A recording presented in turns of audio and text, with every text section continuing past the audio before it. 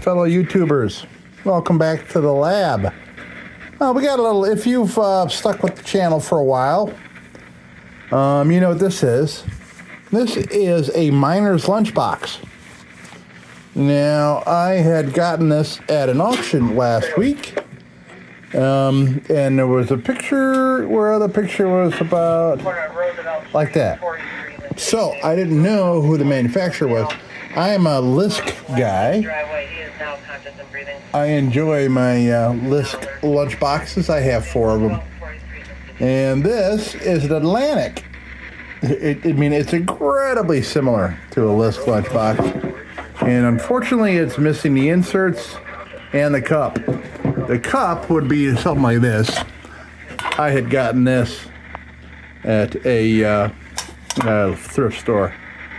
And here, I'll show you what it's supposed to look like. This is yeah.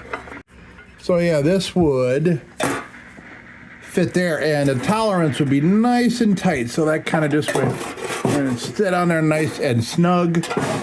And you can go into the mines. You got your cup for your drinking. Your coffee, probably brewed coffee. And the cool thing is too, is that this nice tight fit here. You put your coffee or your tea bags or your tea or whatever it is, your hot drink or whatever, plop it right in there, and then you got your cup. And here, let me I'll put you in a spot and we'll take a look inside. Don't mind me, I like a good composition. Okay, cool. There we go. So, this is supposed to have inserts. It's funny, in the, they had everything wrong in this auction with describing the pictures. This was apparently, so there's supposed to be, this was, in the auction, they had this listed as an ash bucket. I'm assuming they thought that was an ashtray, and then when the ashtray is full, you dump it in there? I don't know. It's pretty funny. So, and there were a couple other things that were in that lot, now I'm not quite remembering. But, so what we're just going to do is clean this up, and then we'll find it a new home.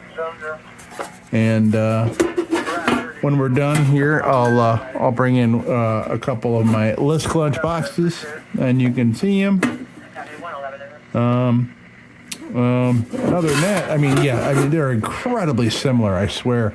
I wonder, part of me thinks that,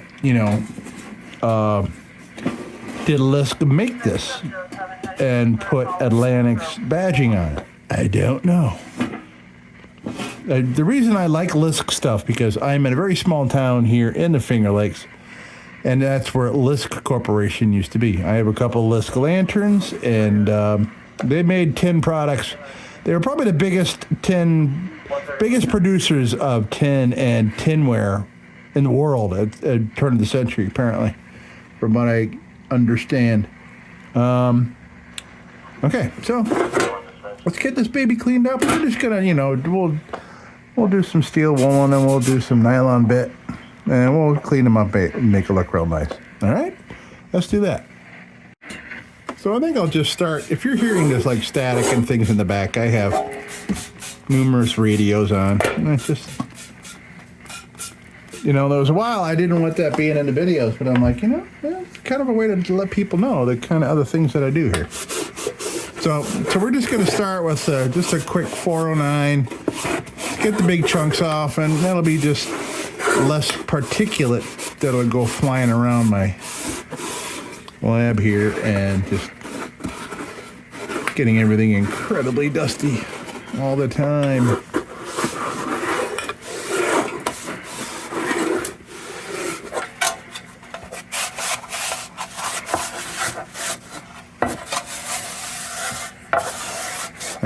Technically, this could be an ash bucket, but, then again, any kind of container could be your ash bucket. Okay.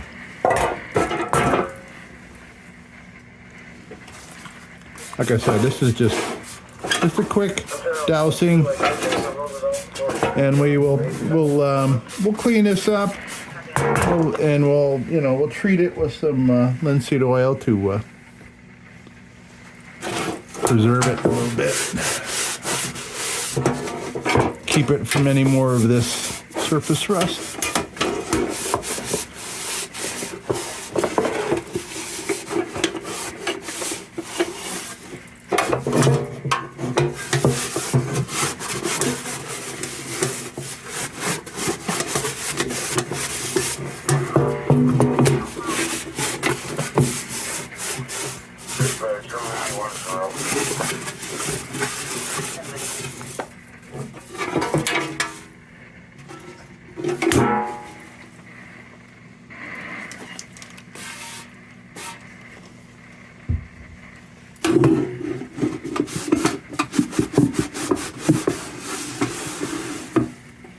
Oh, there's a little hole.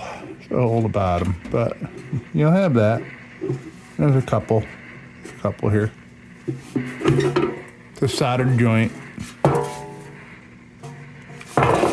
All right, so let's see what we want to do first. All right, hold on a minute. Okay, so I've been kind of assessing what we're going to deal with here. I think I'm going to go with a 600 grit nylon bit to start here, just because I can see by the amount of oxidation and stuff, I think it's a good place to start. All right, let's clean her up.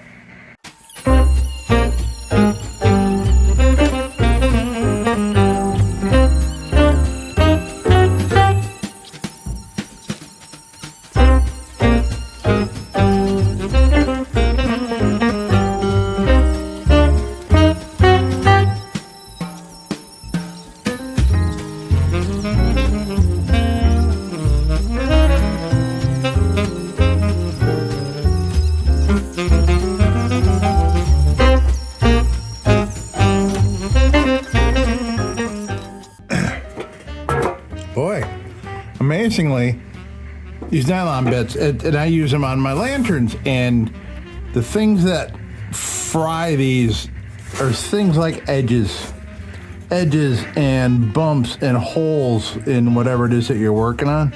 But there was no holes or no edges, so it lasted, 3 times as long as I thought it would. There's barely enough left. I know what I can do with that. When they're like this, the cool thing about these bits is for things like rails and wires, like a globe guard and things like that, that these are split in the middle. So when they get a little chewed up on you, you got these 2 pieces that you can go at an edge like that.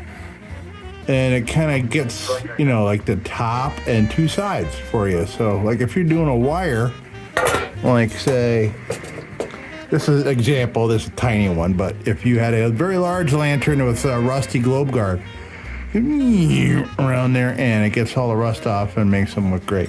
So, one of the good things about these drill bits that have been used up, that's why I have this. These are unused, and these are ones that are in the process of being done.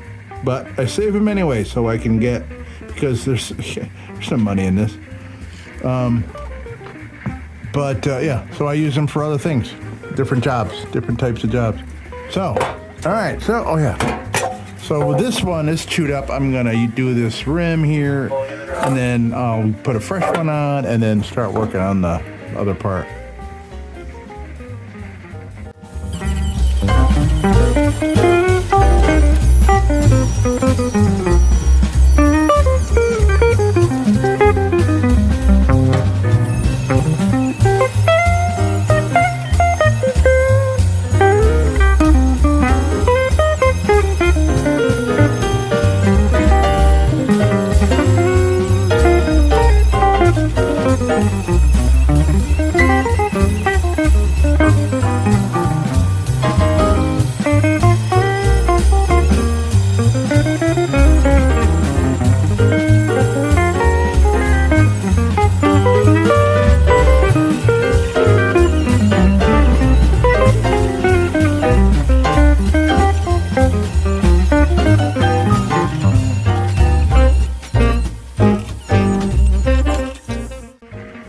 so this bottom rim,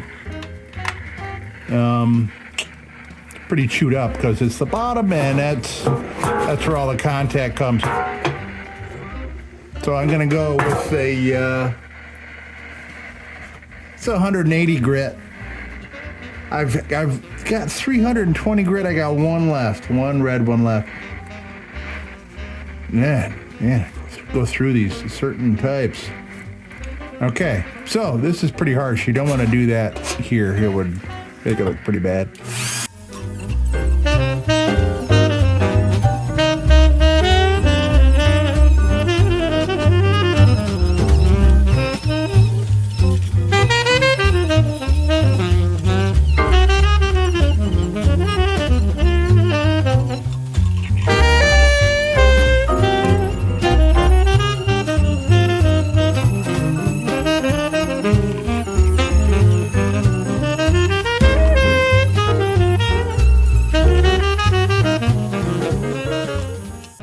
Okay, so I put so that was the 180 grit. That did a nice job. And then I'm just going to do the inside real quick with the 800, then we'll steel wool it. And we'll work on these little babies here a little bit. All right.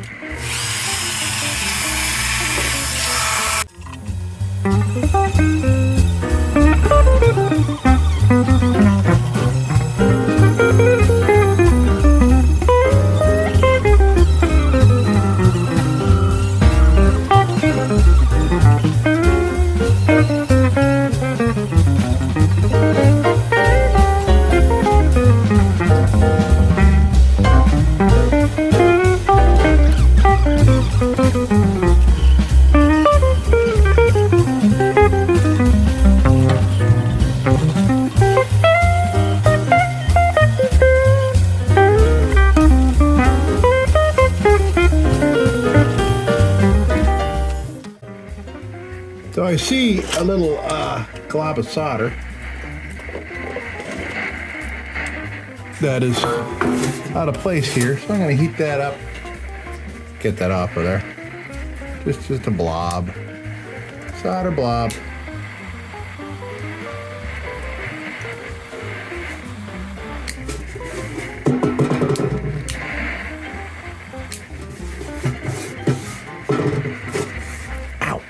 That was good. Run your finger across it, Brad.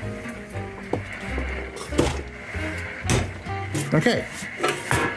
Blob is gone. All right, now we'll go to the wire wheel, play with that a little bit.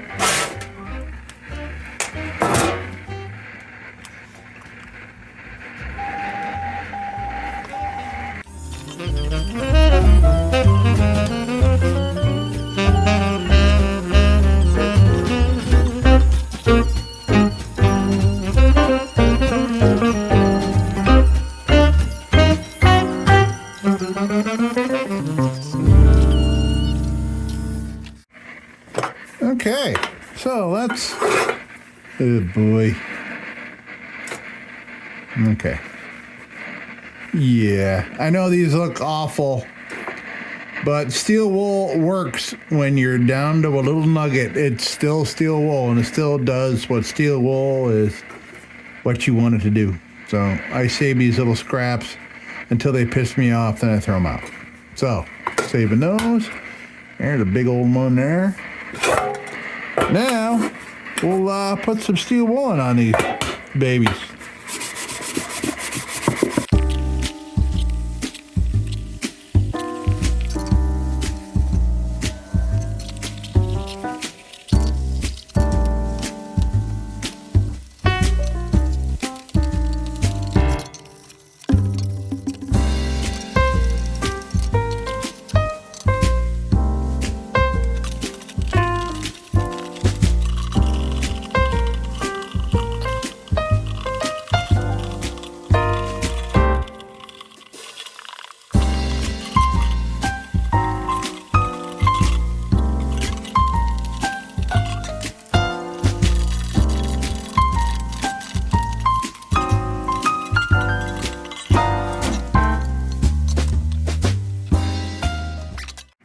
Well, shit, folks. I just I steel wooled it. You saw that, and apparently, I don't know, my phone decided to shut off while I was attempting to record me putting linseed oil on everything. I put linseed oil all over everything. I haven't wiped it off yet. Oh, darn, I had a lot of good points too about linseed oil. I guess you'll never know now. I'll fill you in as I'm wiping it off. Okay. Let's see here.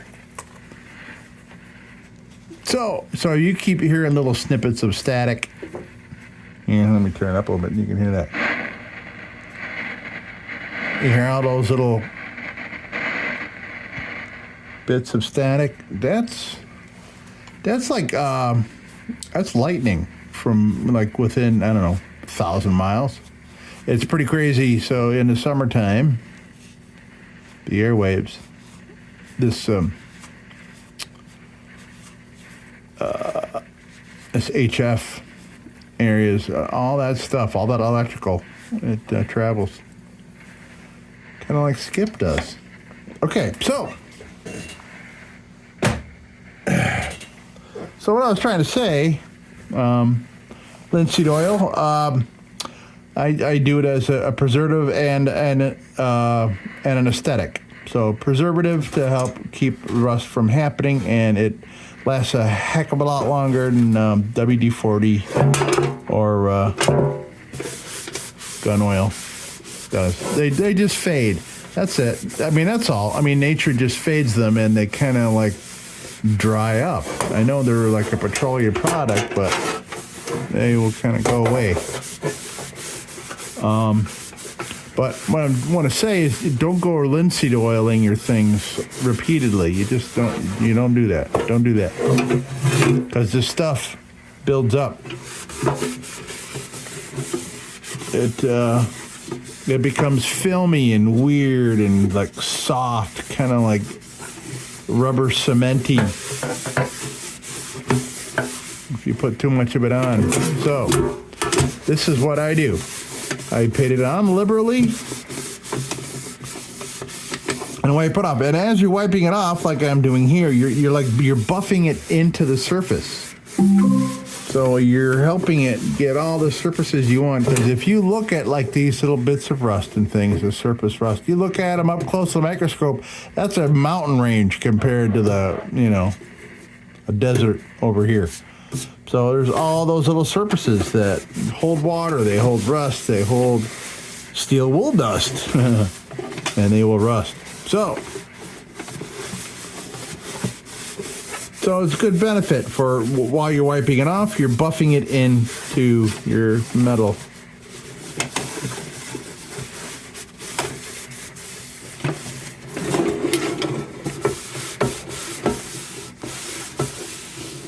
And it kind of makes me feel like I'm in an antique store when I smell the linseed oil when I'm putting it on. Did I do that already in there? I know. I think I wiped this off in here already, didn't I? Yes, I did. But I got to use my finger, get in the corners.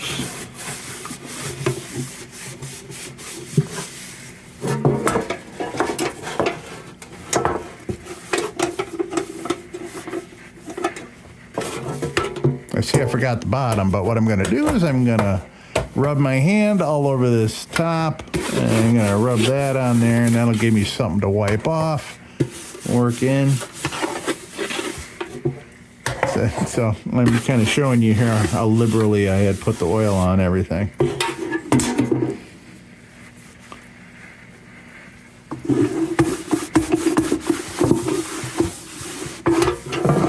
Nice. Okay.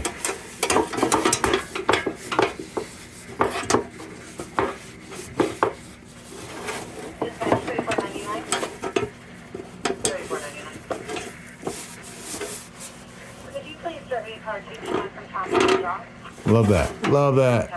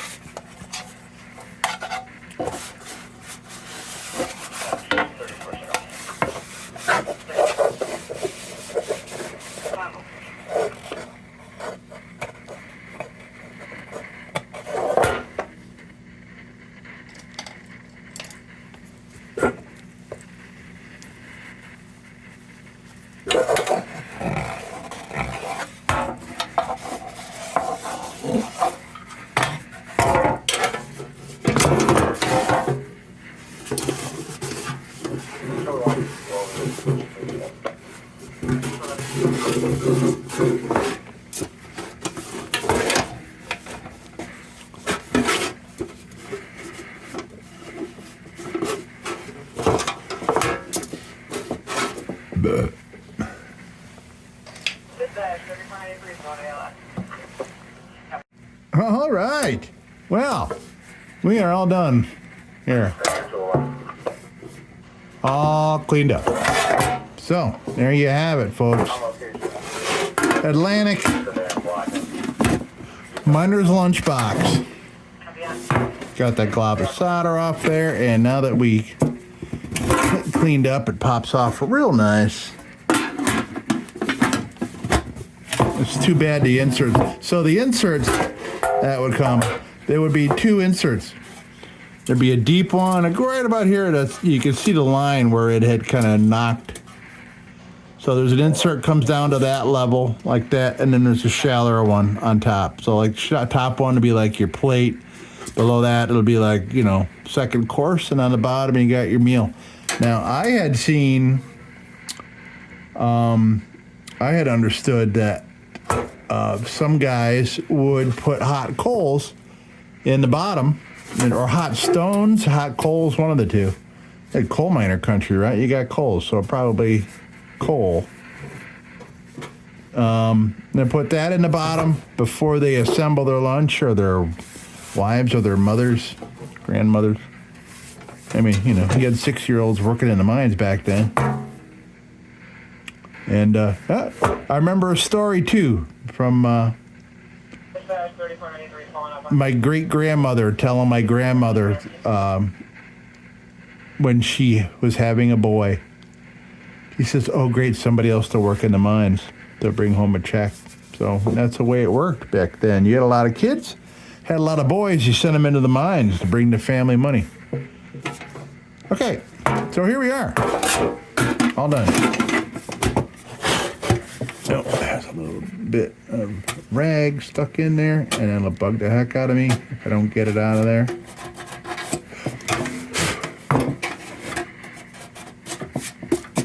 All right, let's come take a look.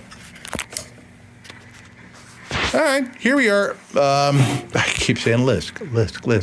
This is, I mean, you know, whoever made this, is it Atlantic? Is that the name of the company? I don't know. They copied LISK exactly. Oh, I was going to go get another one. Let's see here. Hold on a second. All right. So, here's a LISK. Ooh, it's a little dusty. Yeah, let me just brush it off here real quick.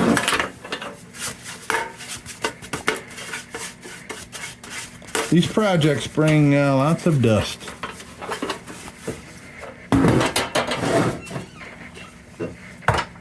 Okay, and there's a video on this, and I'll put a link down in the description. So here's your LISK, and here's your Atlantic. I mean, crazy similar, and these will probably fit each other.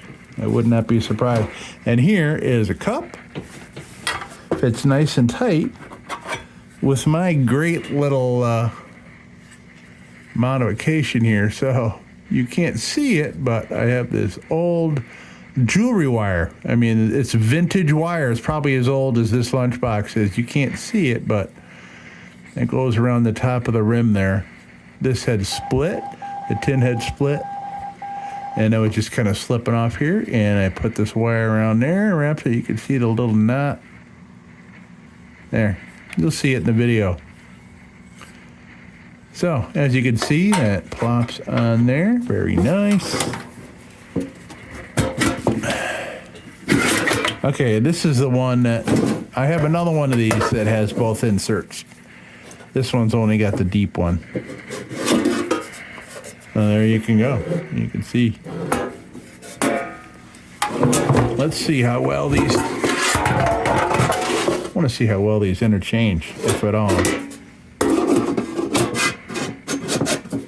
Yeah, it fits. I'm not going to shove it all down in there, but it fits.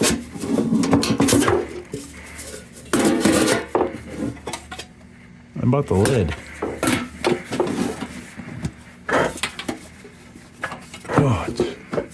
I think it would go on there if I forced it, but I'm not going to force it because it fits this one. Okay.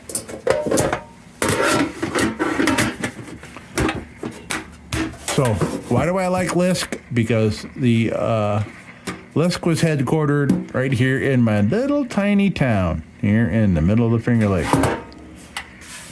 Look them up. LISK Manufacturing Company. Crazy stuff they made. You probably, no matter where you are, you probably had some other, well, your family did.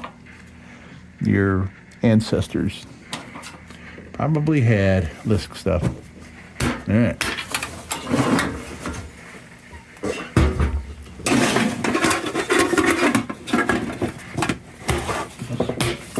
There we have it, folks. We're done. Atlantic Miner's Lunchbox. That'll do it for me. Folks, thank you so much for stopping by. And as usual, don't you go changing.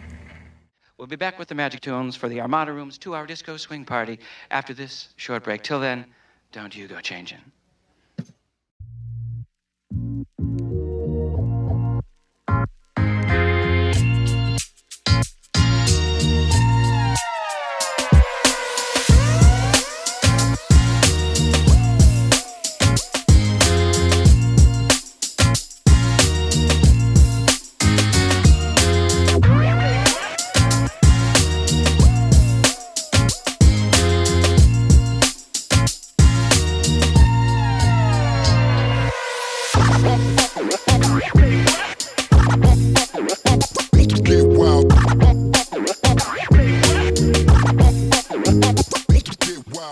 Sit, Ubu, sit. Good dog.